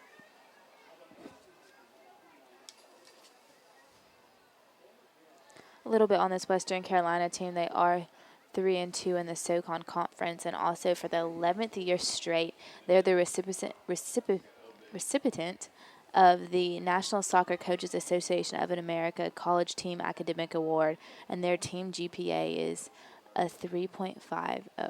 Well, I was really waiting to drop that golden nugget of trivia, Macy. You beat me to it. Did you mention it's 11 straight years earning the Yes. award? That is incredible. That's a lot of smart soccer players. I'll tell you what, 11 straight years receiving that honor. Very impressive feat from this Western Carolina side.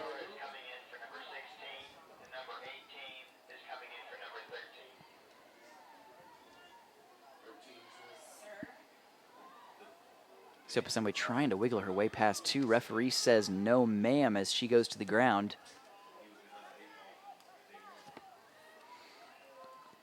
Dramatic fashion as well, as he was very clear in his hand motions. Here's McNeil. Seoposenwe with plenty of time in the middle.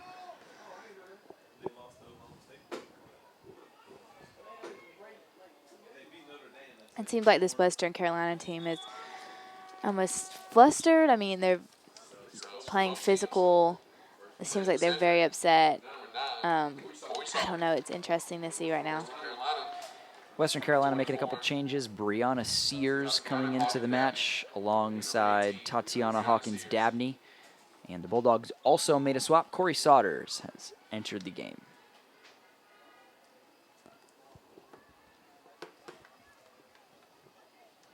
Kelly with some nice bit of footwork to be able to get the cross in. It was Argueta slipping in the area as the cross did come towards her.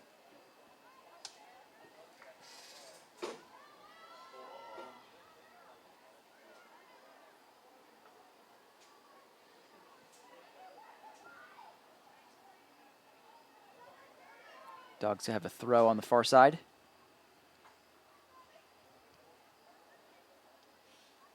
Smelter trying to wiggle her way free. She does. She's on it now. Trying to find some space for herself. Has Manid helping her out. Western Carolina, number 27 is coming in for number 8, and number 6 is coming in for number 13. Neat interception in the middle from McNeil. Now Kelly can try and find Watford just a bit over her head. Ball switching back possession back and forth right now. I think nice pass out wide there. Unlucky touch. I think for Samford, it's very important right now to just maintain possession. Even if you have to slow down a little bit, string passes together, switch the field. Definitely still attack, but just really try to maintain the possession to put this one away.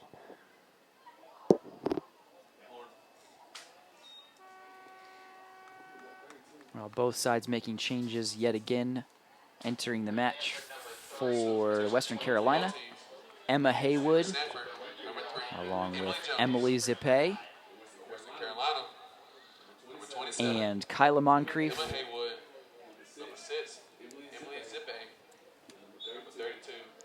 I believe Emily Jones entered for Samford. Appreciate you picking up the slack there for me.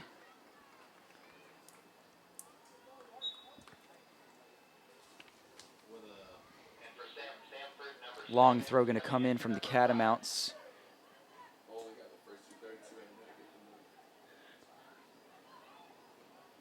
Jones up for a couple of headers. And Dogs can get it clear.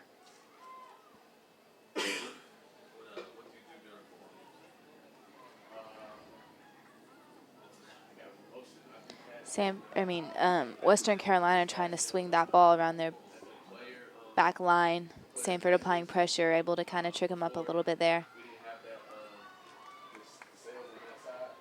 And now there's some space here on the right-hand side as that shot is blocked. That was Anna Maria Mellis with a lot of room on this near touchline, and Emily Jones sweeping across to put the block in. Going to be a Western Carolina corner kick. That was a great run there by Mellis. She saw the space, was able to get behind the defenders into that backside. Definitely a great opportunity for them, and they're able to win this corner kick.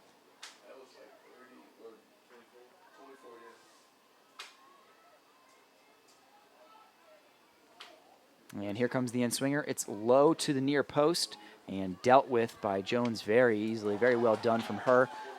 Now Argueta's touch is past her defender. Pardon me, this is Watford. And she's showing that speed as she dashes all the way up the right-hand sideline. She's got Argueta to aim at. Cross is blocked, and it does just bundle into the hands of Tinsman. That's got to be very exciting for Samford. Wofford being just a freshman, and she's just running past those defenders with showing that speed. Really impressive combination of speed and power as she muscled past a couple of Catamount defenders to get herself free there. An exciting future ahead for this Bulldogs team as this very highly touted class of seniors gears up to retire after this year.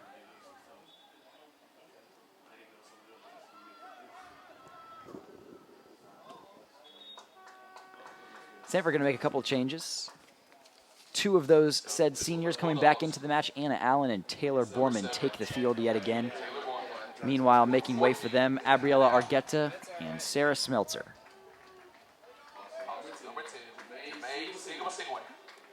Jermaine Seoposenwe also getting back into the thick of things as Maya Watford makes way.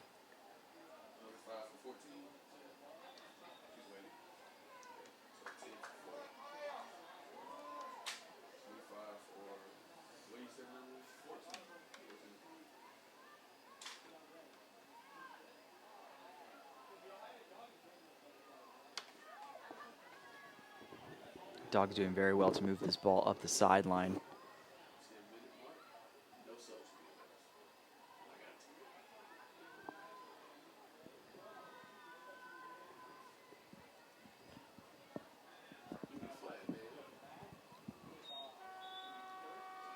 More changes, this time Western Carolina. Haven Leland, goal scorer for the visitors in the first half, gets back into the match.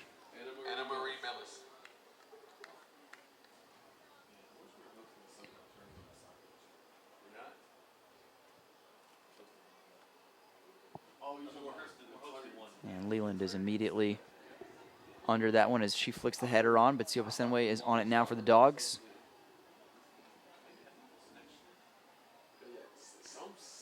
Dribbling down the sideline, nearly past Leland. Leland just really trying to contain her there and keep her on that sideline. Great job by Seoposenwe, able to win that that throw-in. It was Sheridan Caudle coming over to clean up after Leland's defensive effort. And Borman standing on the sideline, looking down the defensive line of the Catamounts, adjudged to have been offside. A very simple short pass from Seoposenwe. So it will be a free kick for the visiting side. Looking forward, Samford once again will face ETSU at home. And then we'll have two more SoCon tournament games on the road versus UNCG and VMI. That shot from Kelly comes off the top of the crossbar. It was an impressive run from the forward to get onto the end of that ball over the top from Seoposenwe, and she nearly put together a very special goal. To no avail, as the score remains a 2-1 lead in favor of the home side.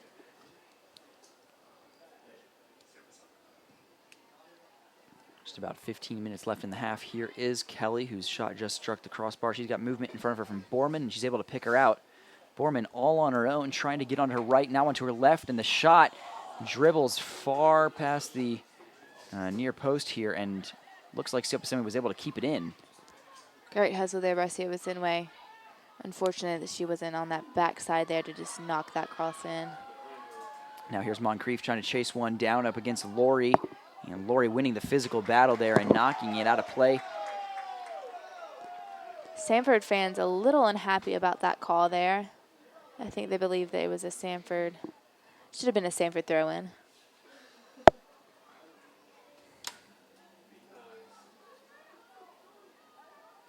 Carter looks like she's gearing up for the long throw. Going to send this one all the way into the 18-yard box of Anna Maddox. And it was Sauter going in fearlessly to win the header as the high kick came very close to her head. We'll do it again, though. And it sought her up again and away for a second time. Now Seoposenwe can come away with it. Dribbling into the space in front of her, she's got Borman on the right, and she is going to use her. Here's Taylor Borman, plenty of space for the senior. Can she pick a good cross in, and she slips at the pivotal moment. And the best that the Catamount defense can do is knock it out for a throw in. That was a good chance there as Borman's feet just gave way at a very inconvenient time from a Bulldog perspective. She's back on it again, though. Chance to redeem herself as she sends in the cross towards Kelly. Bit behind her. And we'll do the throw in from the opposite side of the pitch. It's actually the second time that a Samford player has slipped in the box at a pretty pivotal moment during this game. It was Watford earlier as a cross sailed in towards her head, who took a tumble. Nice Good work touch from there. Kelly. Now this is going in towards Borman. It's over her head, and there was no one else in the box for Kelly to aim at. This one has come all the way across to Seoposenwe. Here's Allen. Fancies the shot, and it was blocked. Her touch was almost a little too far in front of her to get there in time. Well, Meneed with the clever touch. She was taken out afterwards, but Dogs keep possession. They're really searching for another goal here as Borman gets to the byline, manages to keep it in. Nice work with her body there. Now Seoposenwe gets a chance at it. She's past one, she's past two. Can she put the low cross in? It's to the back towards Kelly, and it's over the crossbar. I haven't heard a Samford crowd scream as loud as they did just now for a non-goal. It looked pretty. It definitely did. That would have been a great way to cap off their senior night, both of them working together. Great job by both there. We don't see her miss from that kind of distance very often. Malkanisha Kelly not able to get over that one enough. And her header just launching over the crossbar from close range. As the Dogs have well and truly begun to dominate this match, they continue their onslaught now on the far flank. Borman again, trying to make some room for herself. That shot just sails harmlessly into the arms of Tinsman.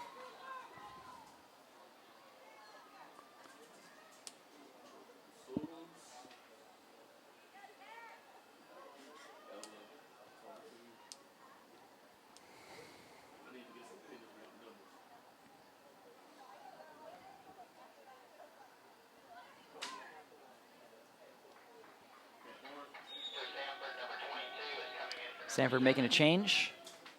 Borman, who has been so lively over these last couple of minutes, exiting the match. Baggett's going to come in her stead, and Baggett will get to play a little bit higher up the pitch than she has been this evening, up on that right wing slot, as Seoposenwe shifts over to the number 9 role for the Bulldogs. Sauter and McNeil combine well to send the play out wide.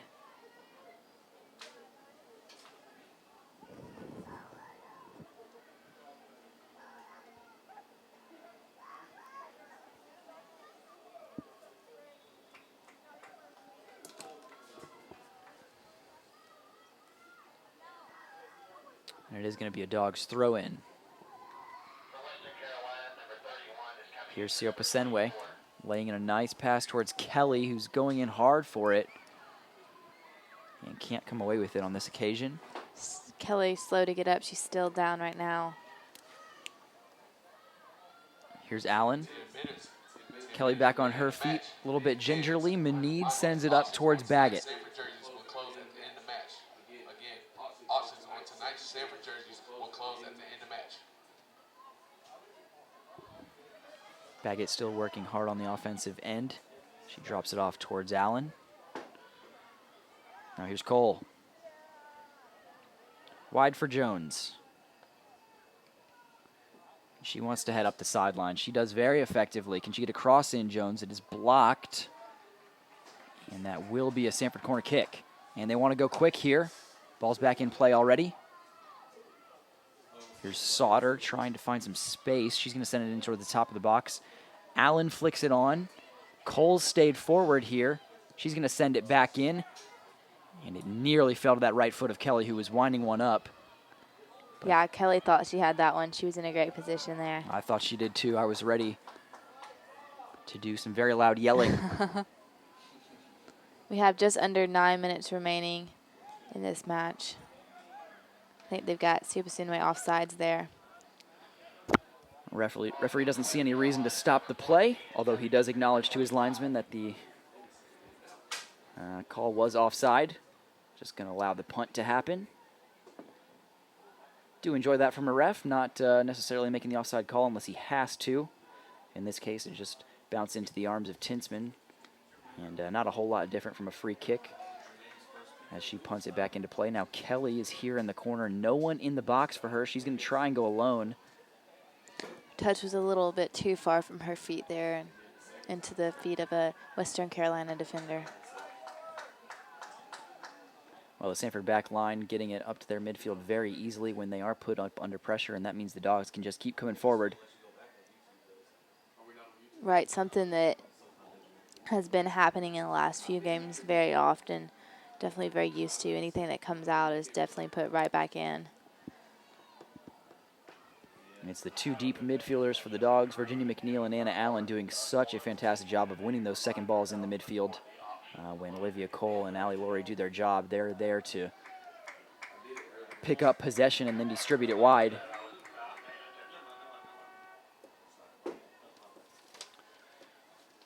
Looks like the Dogs are going to have another corner kick. This is going to be their 8th of the night.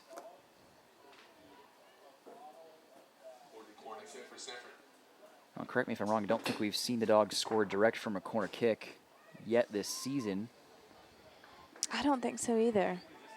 It is interesting. They always try to go for Kelly. She is the tallest. It's been unlucky, though, tonight.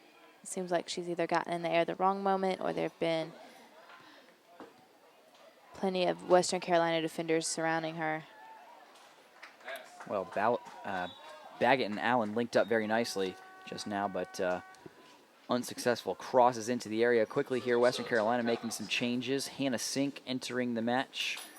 And coming in with her, Anna Maria Mellis. Hannah Sink, number 14, Anna Marie Mellis.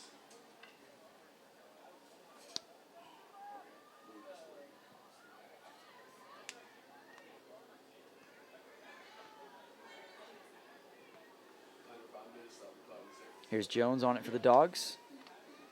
Doing very well to pick out Seoposenwe in a forward position. She's looking for Baggett. Baggett's got some work to do to chase onto that one, and she nearly gets there. As that was Caudle knocking it out of play.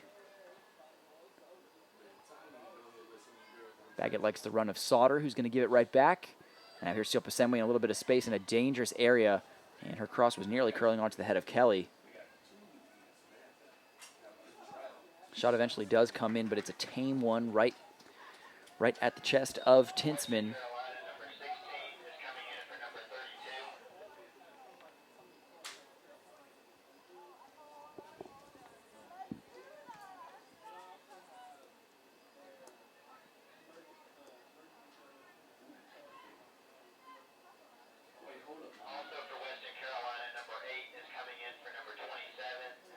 Samford being able to do a nice job of, before that pass, stringing the passes together, really just maintaining possession. But Western Carolina still attacking, still trying to get one more chance here in the last 5 minutes of the half. Well, this move shaping up very nicely. Excellent run from Ella Baggett. It could be Baggett, and it's over the crossbar from her left foot. It's a very nice move. We'll see if we can get all 4 of these Western Carolina substitutions. As Emily Threet enters the match. Taylor Webb with her. Frazier coming in.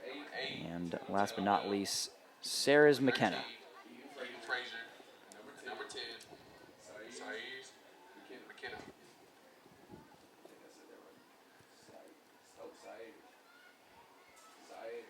Kelly's able to take that one down out of the air very easily, and she's just going to go charging past Catamount defenders. Looks to get it back onto her right foot. She's looking for Seoposenwe, who's gone down. Referee says not this time. Already helped you out twice this evening. Seoposenwe, it looked kind of like almost bumper cars there. Yeah, not sure there was too much in it. Yeah, I think they just all kind of ran into each other, all three of them down there in the mix.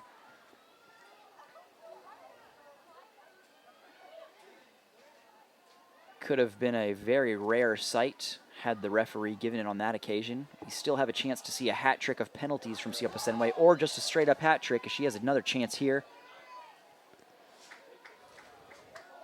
And number 9 at the back, Casey Cook, doing enough to knock it out of play and stop the danger.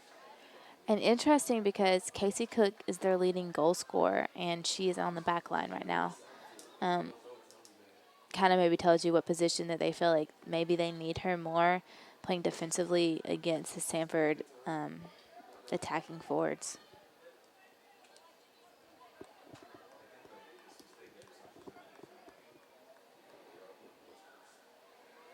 Seoposenwe a little bit lackadaisical with the touch, and that one will bounce out for a Catamount goal kick.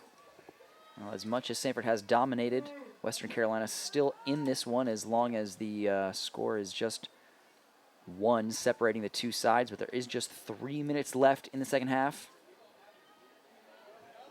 And the Dogs continue to come forward. Confident defending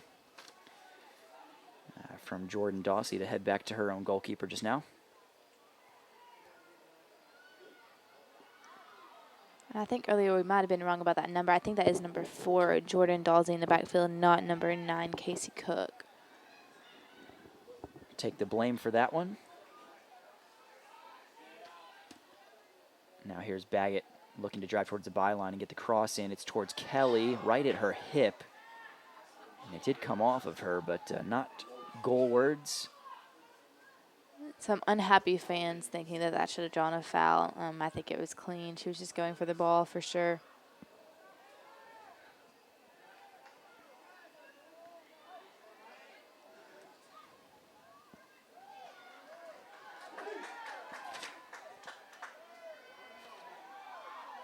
Now here's Baggett, just her and Kelly up front for the Dogs, and she's going to look to play in Kelly too easily. Here's Malkanisha Kelly. Towards the byline she goes. Kelly's going to look to cut it back to no one in the area. Well, there's a real chance to extend the lead. And no Bulldogs had made the run into the Catamount 18. McNeil and Allen both opting to stay very deep in this game. But it will be a Samford corner kick. Kelly looked very, very frustrated with that. Well, she had worked so hard to get to the byline and be able to cut that one back towards the penalty spot. She was expecting one of her teammates to be there. Exactly. Seoposenwe was, who probably would have been there in any other case, was back. She had to come back for McNeil, I think, taking her place on the back line and was not able to get up there. 1 minute remaining in the game. It looks to see that Samford will come away with this win for this match 2-1 as they maintain possession of the ball.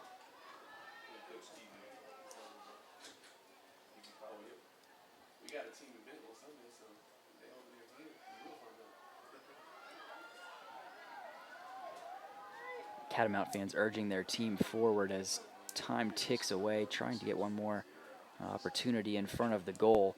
And it does look as if the Bulldogs have done just enough to see this one through, maybe a little closer than we would have expected.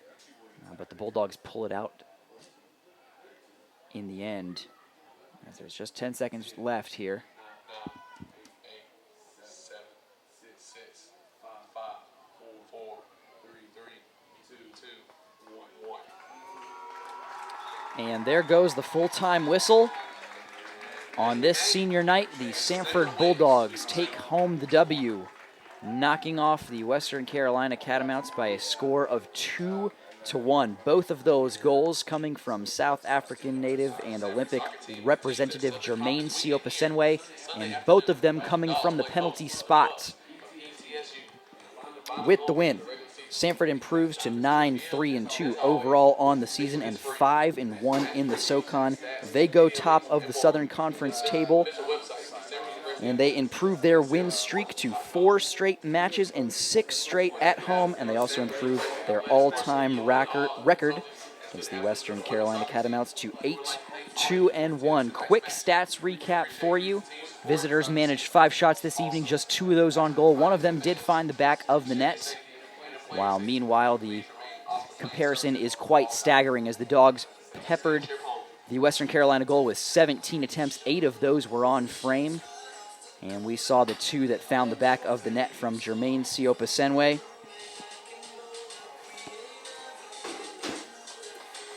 That's going to wrap things up for us here at the Samford Track and Soccer Stadium.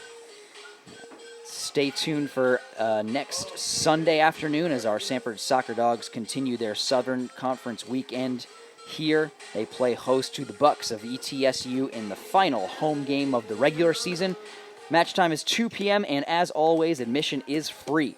Remember, for match previews, stats, media links, and more, just visit the official website for Samford University Athletics. That's samfordsports.com. Macy, been a pleasure this evening. Thank you. Excited to be back on Sunday for our home game versus ETSU. I want to take a quick minute here to thank the crew, Matt Waters, Ethan Sanders, and Dirk Haldewang, doing a great job on the cameras and on the Wirecast. Our boss, Jonathan McAfoose, leading the way as always. Macy, thanks so much for all you do. Our final score here from the Samford Track and Soccer Stadium on this senior night of the 2016 season. It's Samford 2, Western Carolina 1. Until next time, I'm Eric Biancalana saying so long for now. This has been Samford Bulldogs Soccer on the SoCon Digital Network.